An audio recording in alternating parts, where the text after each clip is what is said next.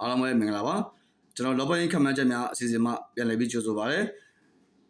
ဒီဗီဒီယိုမှာတော့ဒါကျွန်တော်ပုံမှန်တင်ဆက်နေကြတဲ့အတိုင်းဖြစ်တဲ့တပွဲကောင်းနှစ်ပွဲကောင်းရွေးချယ်မှုလေးတွေကိုခမှန်းပြီးတက်ဆက်ပေးသွားအောင်ဖြစ်ပါတယ်ဒါကြောင့်မလို့ကျွန်တော်ရဲ့ဒီတပွဲကောင်းနှစ်ပွဲကောင်းခမှန်းပြီးတဲ့အစီအစဉ်လေးတွေကိုအများကြီးကြည့်ရှုခြင်းနဲ့လေ့လာခြင်းနဲ့မိတ်ဆွေများအနေနဲ့ကတော့ဒါကျွန်တော်ရဲ့အကောင့်လေးတွေကို like and follow ထားပြီးပါနောက်ကျွန်တော်ရဲ့ဒီ YouTube channel ကိုလည်း subscribe လုပ်ထားပြီးပါလို့ကျွန်တော်ကဖိတ်ခေါ်ခဲ့ပါတယ်အဲ့တော့ဒီနေ့ညအတွက်ကျွန်တော်ခမှန်းပေးဖို့ရွေးချယ်ထားတဲ့ပွဲစဉ်လေးကတော့ကျွန်တော်တို့ဒီကမ္ဘာဖလားချစ်စစ်ပွဲဥရောပဆောင်ကကျွန်တော်အီတလီနဲ့အစ္စရေးရဲ့ပွဲစဉ်ကိုကျွန်တော်ကခမှန်းပေးသွားမှာဖြစ်ပါတယ်အဲ့တော့ဒီပွဲစဉ်မှာလက်ရှိပေးထားတဲ့ခြေလေးကိုတစ်ချက်ကြည့်မယ်ဆိုရင်တော့အင်ရှင်အီတလီတွေကနေပြီးတော့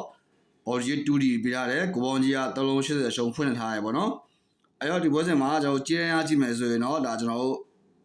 နှစ်သင်းမောင်အပြန်အသွင်းကိုတွေကိုမြင်ရမယ်လို့ကျွန်တော်အနေနဲ့အကြံပေးယူဆလို့ရတယ်နောက်တစ်ချက်ကနောက်ဆုံးပွဲတွေမှာကစားထားတဲ့နှစ်သင်းလုံးရဲ့ခြေစွမ်းတွေကဒီခက်စစ်ပိုင်းတွေကအရန်ကြီးစိတ်မချဘူးပေါ့နော်နောက်ဆုံးပွဲမှာဆိုရင်လည်းဒါဒီလီလက်တွင်းကိုတွေကိုခွင့်ပြုထားရတယ်အစ္စရေးတင်းကပို့ဆိုးတယ်ပေါ့နော်ပေကိုမရှိတဲ့ပွဲကိုတိတ်မရှိဘူးပေါ့နော်ထူးခြားချက်တွေနဲ့ဒီတင်းကပထမကျောင်းစုံကလည်းကျွန်တော်၄ဂိုး၅ဂိုးထိအောင်ကိုကျွန်တော်အပြန်အသွင်းကိုတွေနဲ့9ဂိုးထိဖြစ်ခဲ့တယ်ပေါ့နော်အဲ့ပွဲမှာဆိုလည်းအရန်ကြည့်ကောင်းတယ်ဒီလီကတွင်းလိုက်အစ္စရေးကတွင်းလိုက်နဲ့ကျွန်တော်ဒီပွဲစဉ်ကအရန်ကိုကြည့်ကောင်းတဲ့ပွဲစဉ်ပေါ့နော်အဲ့ဒီနေ့ညမှာရောကျွန်တော်ပထမကျော်တိုင်းပြန်အသွင်းကိုတွေကိုမြင်ရမလားဆိုတာကိုကျွန်တော်တို့တစ်ချက်တော့ကြည့်ရှုရမယ်ဗျပေးထားတဲ့ခြေရကြည့်မယ်ဆိုရင်တော့ကိုပေါင်းကြီးကအနှဲငယ်ပြင်းတယ်ကိုကျွန်တော်တို့အကြမ်းမဲ့တတ်မှတ်လို့ရတယ်ပေါ့နော်ဒါပေမဲ့လက်ရှိပွဲစဉ်မှာနှစ်သင်းလုံးရဲ့အမှတ်လိုချက်ကိုကျွန်တော်ချက်ပြကြည့်မယ်ဆိုရင်အီလီတင်းနဲ့ဒီညပွဲစဉ်မှာဒီအစ္စရေးတင်းကိုရှုံးလို့မရဘူးပေါ့နော်ရှင်းပြရရင်တော့တေးအောင်ကြောက်ဝတ်မရှိဘူးပေါ့နော်တေးကြမယ်ရှုံးမယ်ဆိုရင်ကျွန်တော်တို့ဒီအုပ်စုအမှတ်ပေးစရာတစ်ကဒီနော်ဝေတင်းကိုမှီဖို့အတွက်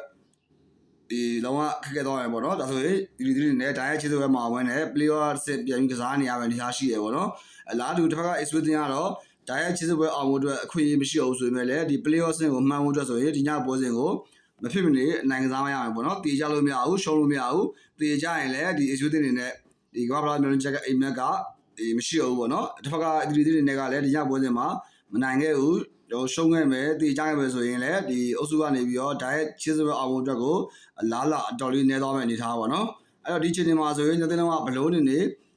ရှုံးလို့မရဘူးတေးကြလို့မရတဲ့နေရာမလို့နှစ်သင်းလုံးကအနိုင်ရတဲ့အတွက်ပဲ UTV ကစားရမယ်လို့ကျွန်တော်ကတော့ထင်တယ်အဲ့တော့ဘယ်သင်းဖြစ်ဖြစ်ကျင်းစီပေါက်နိုင်ရဖို့အတွက်ကိုဒီညပွဲစဉ်မှာသူတို့အနေနဲ့ဖွင့်ကစားရမယ်လို့ကျွန်တော်တို့အနေနဲ့ယူဆလို့ရတယ်တစ်ဖက်မှာရှိလဲဆိုရင်တော့သူတို့အနေနဲ့အနိုင်ရဖို့အတွက်အရေးကြီးအောင်မလို့ဥဆောင်ဖို့ရအောင်အတွင်းရတော့ခက်စစ်ပိုင်းကိုပိတ်ပြီးကစားရမယ်လို့ကျွန်တော်ကပြန်ပြီးတော့ယူဆရတယ်အဲကြောင့်ဒီပွဲစဉ်မှာဂိုးအောင်လေးပြည့်ရဆိုပေမဲ့လည်းကျွန်တော်တို့နှစ်သင်းလုံးကဖွင့်ကစားရမယ်အနေထားတော့ရှိတယ်ဒါပေမဲ့လည်းတသင်းကဂိုးရသွားရဆိုရင်ဂိုးရသွားတဲ့အသင်းကခန်းစစ်ကိုပိတ်ပြီးတော့အနိုင်တော့ကို UTV ကစားရမယ်လို့ကျွန်တော်ကတော့ယုံကြည်ထားတယ်အဲကြောင့်မို့ကျွန်တော်အနေနဲ့ဒီပွဲစဉ်မှာနှစ်သင်းလုံးရဲ့လက်ရှိအမှတ်ပေးစရာရအပြန်လန်ဖွင့်ကစားပြီးတော့ဒီ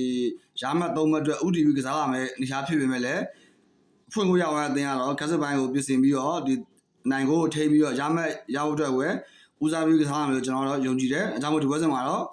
နှစ်သင်းပေါင်း၄ဂိုးမပြည့်ဘူးလို့ကျွန်တော်ကတော့ခံမှန်းထားတယ်အဲကြောင့်မို့ဒီပွဲစဉ်မှာဂိုးအောင်ချင်းပြည့်ရဆိုပေမဲ့လည်းကျွန်တော်ကဒီပွဲစဉ်မှာအနိုင်ရရှိတဲ့အသင်းကအဖွင့်ကိုသွင်းတဲ့အသင်းကခက်စစ်ပိုင်းကိုပိတ်ပြီးကစားမယ်လို့ကျွန်တော်ရဲ့ယူဆချက်ကြောင့်ဒီပွဲစဉ်မှာတော့ကျွန်တော်ဂိုးပေါင်းကိုကြိုက်ပါတယ်ဒါကြောင့်မလို့ကျွန်တော်ရဲ့မိတ်ဆွေဘောလုံးဝါသရှင်များအနေနဲ့လည်းဒီညမှာအကျိုးရှိနေဆိုရင်တော့ကျွန်တော်ရွေးချယ်ပေးထားတဲ့ဒီအီတလီနဲ့အစ္စရေးတင်းကဂိုးပေါင်းလေးကိုလိုက်ကစားဖို့ကျွန်တော်ကအကြံပြုခဲ့ပါတယ်အဲ့တော့ကျွန်တော်ရဲ့မိတ်ဆွေဘောလုံးဝါသရှင်များအနေနဲ့လည်းစိတ်ကူးနဲ့ရသက်ထည့်ကြပါစေဗျာအဲ့တော့ကျွန်တော်ရွေးချယ်ပေးတဲ့ပွဲစဉ်လေးကလည်းကျွန်တော်ရဲ့မိတ်ဆွေများအတွက်တေချာပေါက်အကျိုးရှိပါလိမ့်မယ်အားလုံးကိုကျေးဇူးတင်ပါတယ်